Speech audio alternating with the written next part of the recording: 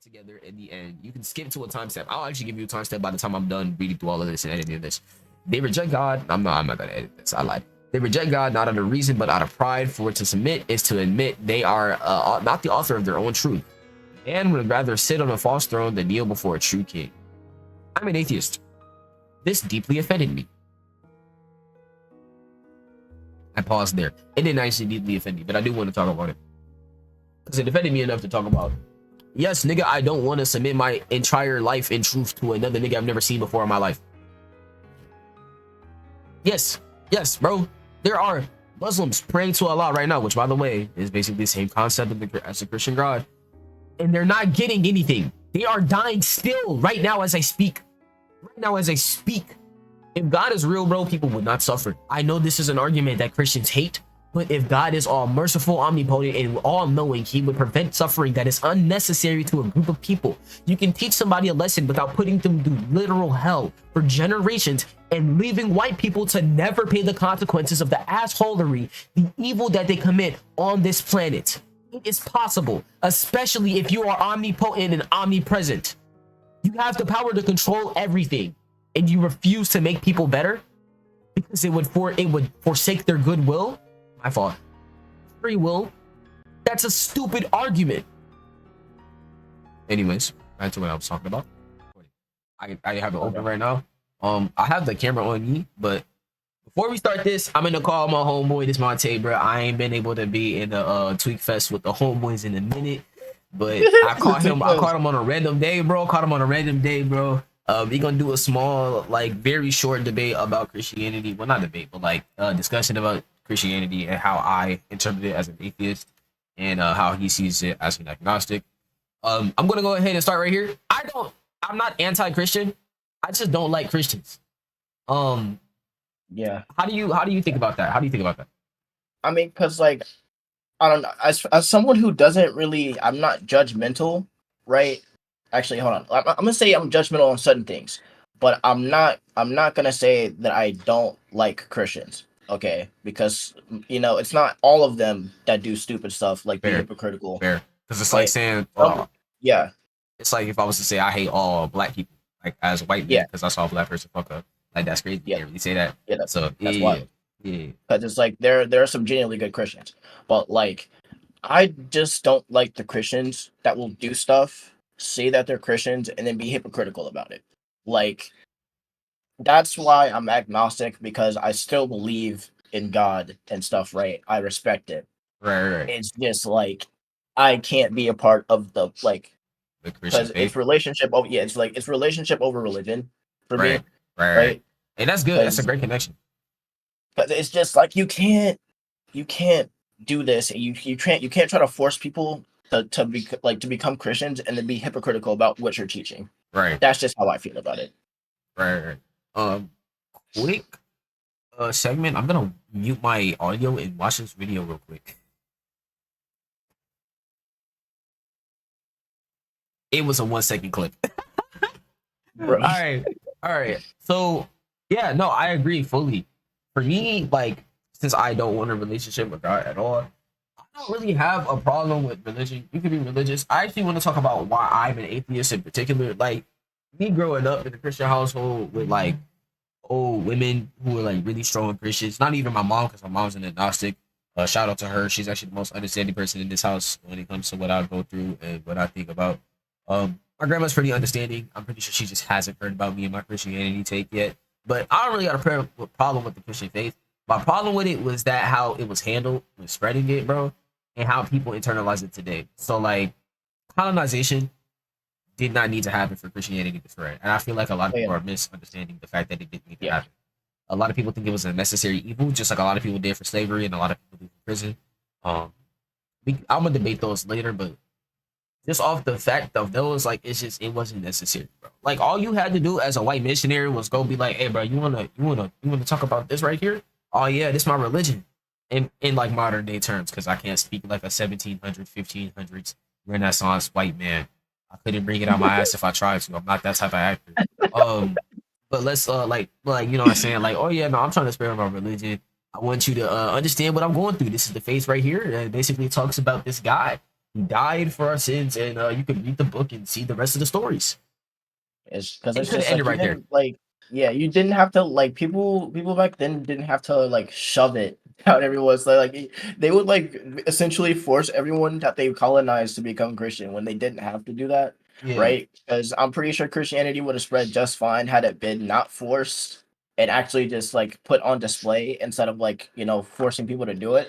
for Because sure, that for makes sure. more sense to me. Oh God. But not only that, but like it did. Like they was possible to spread it without doing that. Like with the French and Native Americans in particular. So French came with Catholic Christianity, it's still Yeah. Christianity. People like back then actually hated different types of Christians, which is crazy because y'all all follow the same thing, just a different way. Which is even Whatever. more wild. Which is Yeah, wow. How that's you hating your own people, bro? Infighting of doom, bro. That's like me hating mixed people. Weird. Like I said this in another video about a transphobic femboy.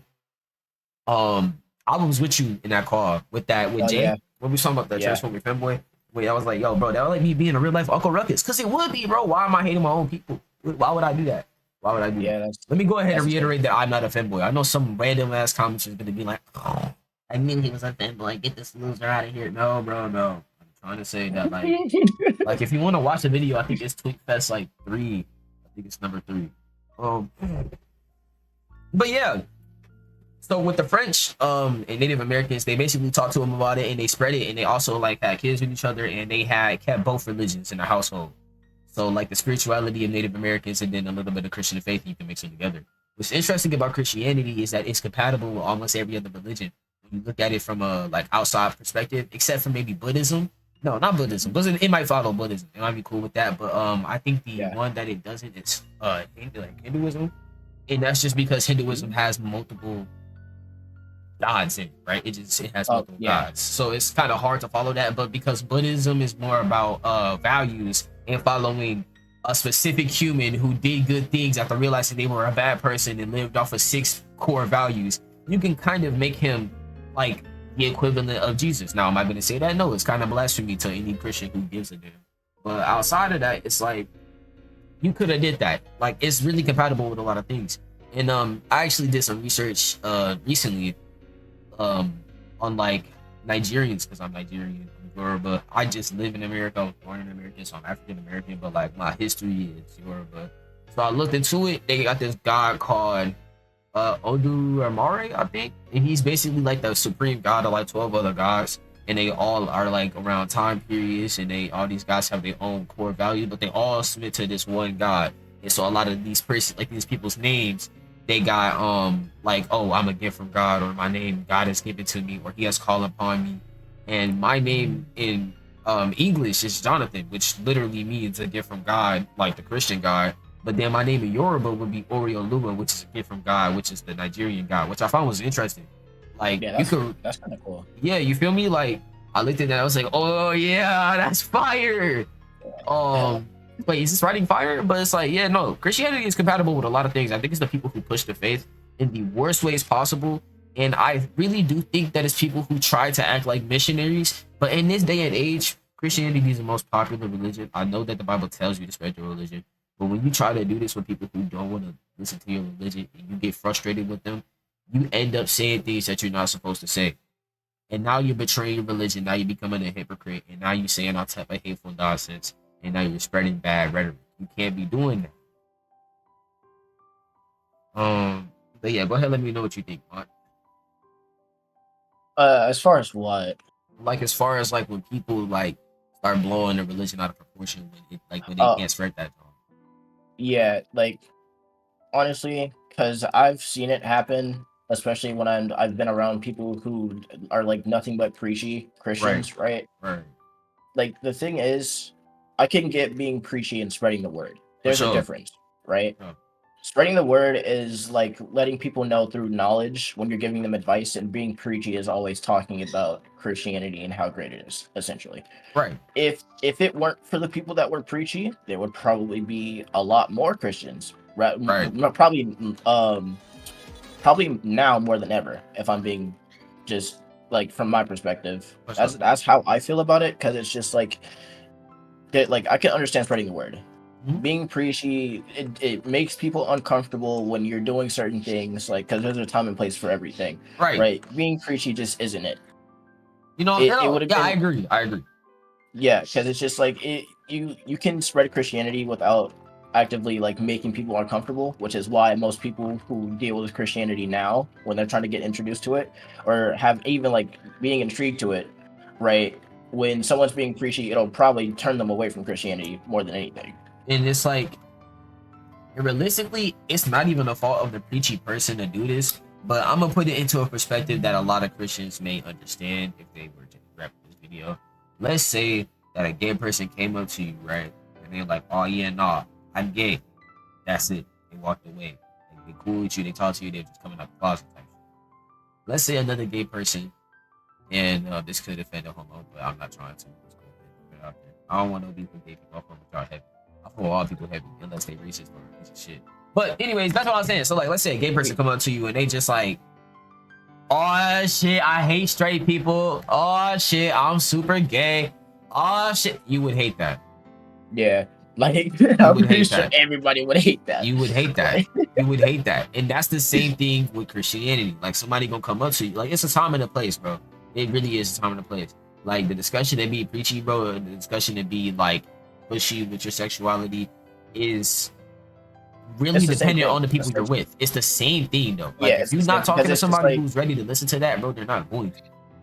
And like, it doesn't even have to be about like talking to someone who's ready to hear it. If you're just doing it consistently without caring for what other people, like if you're doing it consistently and just being loud about it and like loud and proud about it, like for no reason, bro, no one's gonna enjoy that. Like, because it's basically like screaming like the sky is falling.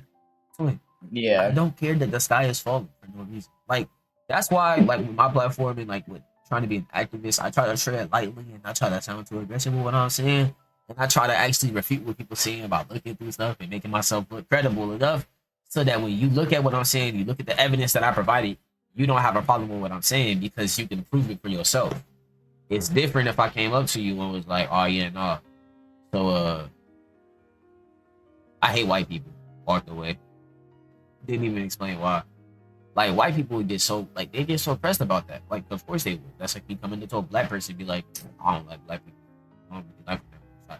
I think they're the worst, actually.